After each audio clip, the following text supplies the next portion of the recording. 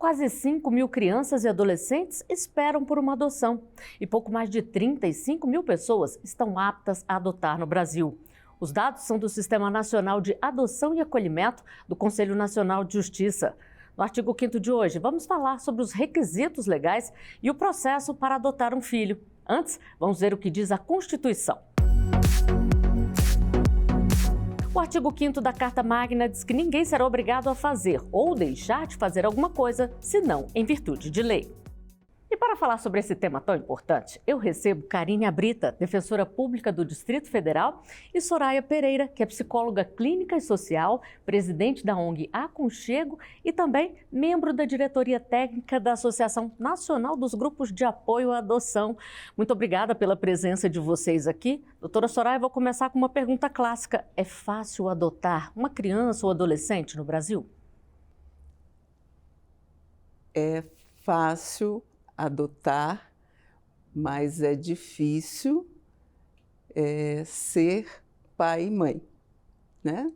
Então, assim, porque também o filho, quando você tem um filho consanguíneo, você tem que adotá-lo, né? Então, você tem que ter uma disponibilidade interna para aceitar aquela criança ou aquele adolescente, para que ele se sinta pertencendo a você e você pertencendo a ele. Doutora Karine, falando do ponto de vista legal, quais são os requisitos para quem quer se tornar um pai, uma mãe? Olha, a lei, o artigo 197-A do Estatuto da Criança e do Adolescente, traz lá todos os documentos que são necessários para a adoção. Documentos pessoais, comprovante de renda, residência, um atestado de sanidade física e mental, dá entrada no processo de adoção, faz um curso preparatório e, não tendo nenhuma contraindicação, normalmente essa pessoa sozinha ou não, um casal, ele pode ser declarado habilitado para adotar e entrar na fila para receber uma criança ou um adolescente. Existe um prazo médio que se leva nesse processo de adoção? Varia muito de varas da infância no país todo. Tem varas da infância que é bem rápido e tem varas da infância que é bem devagar. Em Brasília temos apenas uma vara da infância e às vezes demora um pouco, porque é um curso preparatório, às vezes que a pessoa não entende aquela necessidade de fazer e acaba se prolongando muito nisso. Doutora Soraya, a gente sabe que o passo a passo ele é necessário, são vários caminhos a serem seguidos que são muito importantes para garantir o sucesso dessa adoção. Mas por onde começar? Eu acho que é se preparar, né? Se preparar, o querer, o desejo, porque assim, um filho, ele é um produto de um desejo, de um movimento, né, interno de desejo. E então você primeiro precisa realmente se preparar e querer um filho, querer ser mãe, querer ser pai, né, essa filiação, exercer essa parentalidade e começar sempre pela defensoria que começa, né, entregando a documentação. Tem que fazer passar por esse curso preparatório. Então, é um movimento onde você tem que se dedicar e investir nesse conhecimento. Então, a gente pode dizer que o primeiro passo seria buscar apoio num grupo desses, até para saber como é o processo, quais são as características, né, de um processo por adoção, de uma filiação por adoção? Sim. Né? O ideal seria procurar um grupo de apoio na sociedade, né? Tem grupos de apoio que funcionam online, então acho que essa busca, né, pela defensoria e um grupo de apoio, eu acho que é o ideal. E pessoas solteiras, doutora Karine, conseguem passar pelo processo normalmente? Quais são as restrições que existem? Não existem restrições nesse sentido. Pessoas solteiras, homens solitários, mulheres solitárias, casais homossexuais, todos podem adotar. Não existe essa restrição no Brasil. O que precisa realmente é a pessoa estar disposta à adoção, a criar uma família, a ter uma família e aceitar os desafios da parentalidade. Bom, nós vamos assistir agora a uma reportagem aqui da Rádio e TV Justiça sobre mudanças recentes no Sistema Nacional de Adoção. O Brasil tem quase 5.000 crianças e adolescentes aptos à adoção e mais de 36 mil famílias ou pessoas habilitadas para adotar. Essa diferença entre os dois números exige uma estratégia mais eficiente do Sistema Nacional de Adoção e Acolhimento. As mudanças técnicas simplificam e dão mais rapidez ao processo de consulta, tanto para os profissionais do sistema de justiça quanto para os pretendentes à adoção, como explica o ministro Luiz Roberto Barroso, presidente do STF e do CNJ. Esse Sistema Nacional viabiliza maior transparência e segurança no acompanhamento das crianças e adolescentes que estão em medida protetiva de acolhimento e facilita o encontro entre pessoas habilitadas para adotar crianças e adolescentes em condições de serem adotados. O sistema conta com uma ferramenta de busca ativa que permite aos mais de 36 mil habilitados à adoção domiciliados no Brasil terem acesso ao perfil de mais de 1.100 crianças ou adolescentes que não encontraram ainda a sua família por adoção, em função da idade, do pertencimento a grupos de irmãos ou por apresentarem doenças ou deficiências. Apenas nos últimos 6 meses, a busca ativa viabilizou a adoção de quase 500 crianças e adolescentes. 60% tinham mais de 8 anos, 81% eram grupos de irmãos e 14% tinham deficiências. Essa é uma política pública muito importante que pode mudar a vida de crianças e de jovens. A ferramenta de busca ativa, ela tem ajudado muito no processo de adoção? Quais são as características aí dessa ferramenta? Eu acho que até a Soraya vai poder falar bastante sobre isso, porque é exatamente isso. A gente vê uma divergência muito grande entre a quantidade de crianças maiores e adolescentes que estão disponíveis para adoção e vários casais e famílias esperando na fila para adoção há bastante tempo e não fecha a conta. Então, assim, a busca ativa é exatamente aquela idealização, eu acho, que assim, você vê a criança e acha que ali, acredita que ali deu match, né? Clique, né? Exatamente. Muitas vezes a pessoa vai pensando num perfil, quando encontra a criança, já muda totalmente de ideia, graças a essa ferramenta, doutora Soraya? Então, normalmente a busca ativa são crianças e adolescentes que, de alguma maneira, eles não puderam pertencer a uma família naquela região deles, e aí eles entram para um cadastro para serem também, como é que se diz, que a gente pode fazer? Passar por essas ligações do Brasil inteiro, tá? Então, assim, normalmente são crianças mais velhas, grupos de irmãos, e são ou crianças que necessitam de um cuidado todo especial, bem específico, né? Então, assim, pode dar certo? Pode. Pode dar errado? Pode. Assim como o filho consanguíneo. E aí tem um período de convivência antes? Tem. Criança, bebezinho, recém-nascido, pode ser um período mais curto, né? Até porque portátil se adapta facilmente. A família que às vezes precisa de um tempo maior. Normalmente é 3 meses o padrão. Crianças e adolescentes maiores, como tem um acompanhamento depois que se dá a entrada no pedido de adoção, pode ser necessário que se estenda esse período, bastante tempo, até para adaptação. Para irem se conhecendo também, né? Na verdade, quando se tem uma resistência, às vezes em relação a algum familiar ou mesmo em relação a um dos irmãos, quando é grupo de irmãos, normalmente se pode estender esse estágio de convivência que se fala, mas isso já é dentro do processo de adoção. A criança já está vinculada àquela família e já está residindo com eles, né? É uma situação de que já está, assim, a meio caminho da adoção. Inclusive, existe penalidade se você desiste dessa criança que você já está nessa convivência diária com ela. Mas tem uma convivência também, alguns encontros antes dessa parte aí, até para ver como é que vai ser, como é que um vai lidar com o outro? Sim, sim.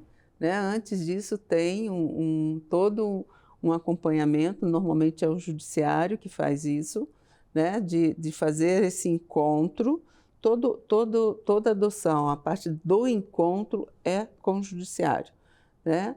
E aí fica, né, os profissionais ficam acompanhando, tem algumas visitas, alguns encontros, depois de um tempo é que é liberado para ir para casa, e aí a convivência é maior, né?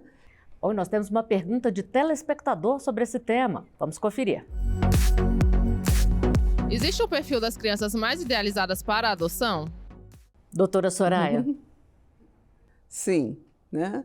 Normalmente, no imaginário das pessoas, né, existe a famosa crença de que uma criança menor é mais fácil, eu vou acompanhar, uma idealização, normalmente, de filiação, vem sempre com a criança menor. Então, existe esse perfil. Hoje, em Brasília, o perfil está um pouco mais amplo, né? A gente não tem tanto esse perfil de bebê, menina até 2 anos, né? Hoje, em Brasília, a gente tem um trabalho, uma faixa maior, foi ampliada, porque foi feito um trabalho, o Judiciário fez um trabalho, o Aconchego fez um trabalho de conscientização das pessoas para que realmente ampliasse essa faixa, né, de idealização de filhos. E, doutora Karine, a gente sabe que tem tido muitas campanhas pela adoção tardia, adoção de irmãos. Tem mudado um pouco a cultura do adotante? Sim, como a Soraya trouxe para a gente, ela falou no início que seria fácil adotar juridicamente. Eu já falaria assim, olha, é mais fácil você ganhar na Mega Sena.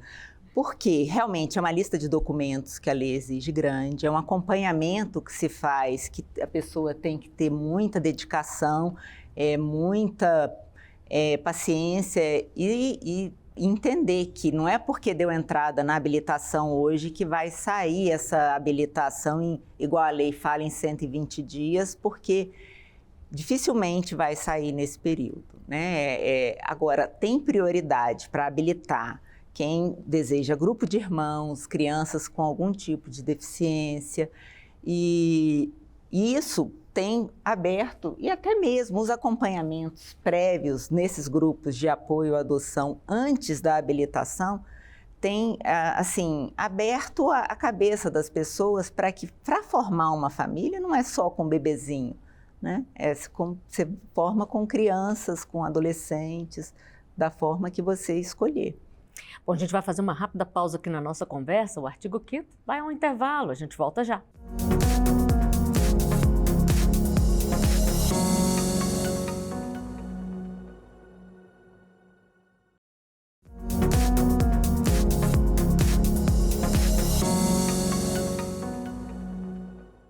O artigo 5º está de volta, hoje falando sobre adoção e os requisitos legais e as etapas para adotar uma criança ou adolescente. E eu continuo conversando sobre esse tema com Soraya Pereira, que é psicóloga clínica e social e presidente do Grupo Aconchego, e também com Karine Brita, que é defensora pública do Distrito Federal. Doutora Soraya, o apoio que é dado pelos grupos de adoção, os cursos que são feitos, de que forma que isso ajuda a preparar a pessoa para tudo que ela vai enfrentar ali na frente? A parte jurídica, ela corre, né? Tem todo um trâmite, tem o tempo certo. E o tempo do ser humano é um outro tempo. Então, frequentar um grupo de apoio à adoção te dá mais clareza, te dá mais recursos e vivências com situações que vão acontecer, que não dá para a gente fugir no dia a dia de quem tem uma família formada por adoção. Né? Um exemplo, as escolas ainda hoje pedem foto das crianças na barriga da mãe, né? Então, nós, né, não temos essas fotos que eles pedem. Às vezes, eles pedem o nome, quem escolheu o seu nome, né? Quem adotou criança um pouco mais velha, né? Não foi escolhido esse nome. Até tem chance de mudança de nome no processo de adoção, mas a gente, né, é uma coisa mais complicada, faz o possível, né, para que não mexa nessa identidade, Exato. porque é uma identidade, né? Então, existe os grupos foram formados justamente para isso, para te dar um apoio, para formar uma rede que possa te dar essa sustentação nesse caminhar e nessa construção do papel, né, e função de mãe e pai. E a gente falou aqui do perfil que o adotante busca, mas qual é o perfil da criança que está à espera de um pai e de uma mãe? Varia muito, porque quando é bebezinho ali, normalmente foi exatamente a extinção voluntária do poder familiar. Os pais decidiram dar o bebê para adoção. Fora isso, normalmente a família luta para recuperar essa criança de alguma forma, não tem condições ou se declara a extinção do poder familiar, decreta a destituição do poder familiar, e essa criança maior ou esse adolescente vai para a adoção, muitas vezes sem nem saber por que ele está naquela instituição de acolhimento.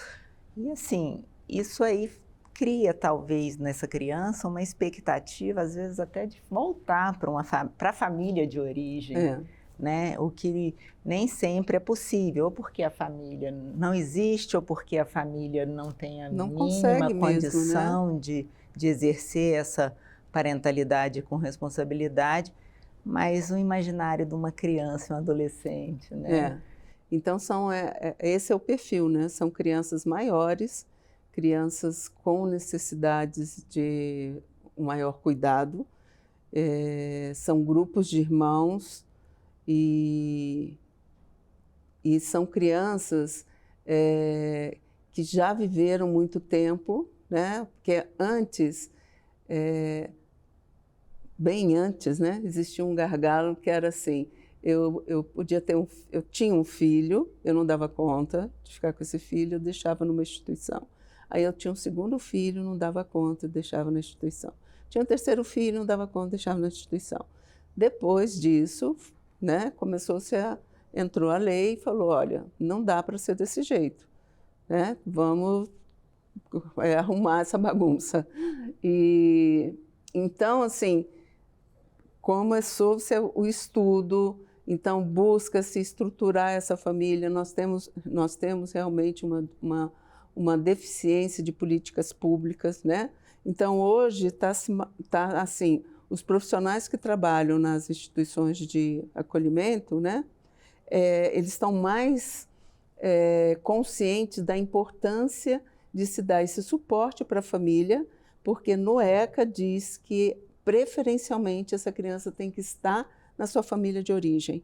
E o que o Judiciário tem feito, doutora Karine, para acelerar essa fila? Porque a gente sabe que tem mais famílias querendo adotar uma criança do que crianças já aptas, habilitadas ali para serem adotadas. O que tem sido feito para, além de promover esse encontro, acelerar essa fila? Pois a lei determina que uma criança não deve ficar numa instituição de acolhimento mais do que 1 ano e 6 meses. São 18 meses, a cada 18 meses, se uma criança estiver lá, o juiz tem que justificar para o CNJ por que essa criança está lá.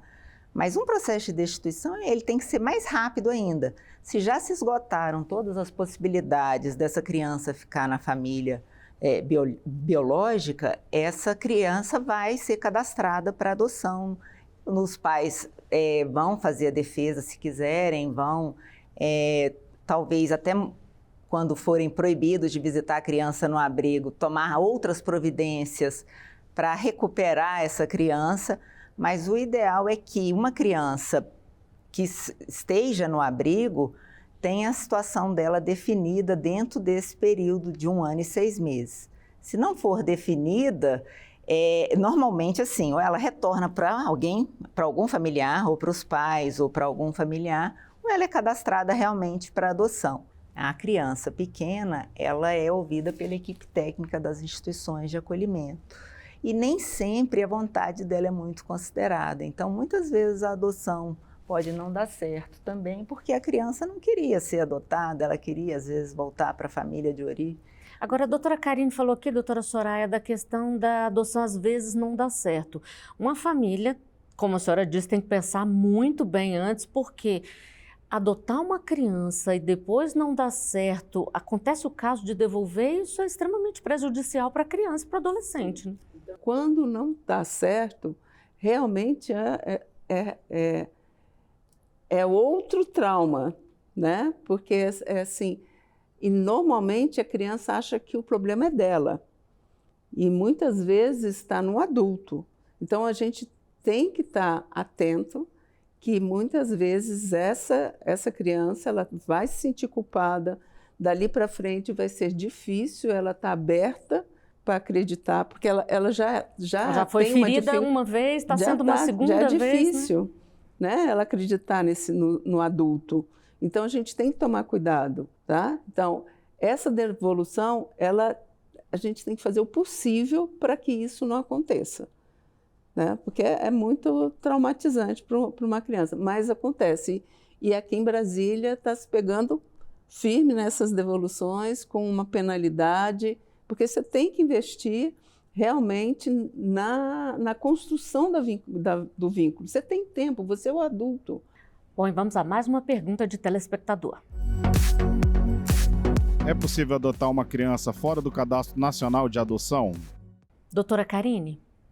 Sim, a lei permite que parentes com quem a criança tenha vínculo, adolescente com quem a criança tenha vínculo, independente do parentesco, vínculo de afinidade, né? Padrinho, madrinha, sei lá, alguma pessoa que realmente já comprove esse vínculo de afinidade pode adotar essa criança, esse adolescente. A lei veda, em tese, a bebês que são entregues voluntariamente para adoção e tentou realmente coibir qualquer tipo de troca financeira que envolvesse, né, a gestação e a entrega dessa criança para uma família. Agora, aquela chamada adoção à brasileira que existia no passado, isso não pode, né? Simplesmente receber uma criança ali que não é familiar e registrar como filho, isso é crime, né, doutora Karine? Sim, isso sempre foi crime. Na verdade, há muitos anos, desde 1940, que é o crime realmente de dar parto alheio como próprio, né, registrar filho de outrem sabendo que não é seu. Sobre esse tema, nós temos uma última pergunta de telespectador. Vamos ver. O que diz a legislação brasileira sobre a entrega voluntária de um filho para adoção? Doutora Karine, o que diz a lei? Pois é, na verdade, a extinção voluntária do poder familiar, ela é permitida, mas para as pessoas que estão habilitadas para adoção.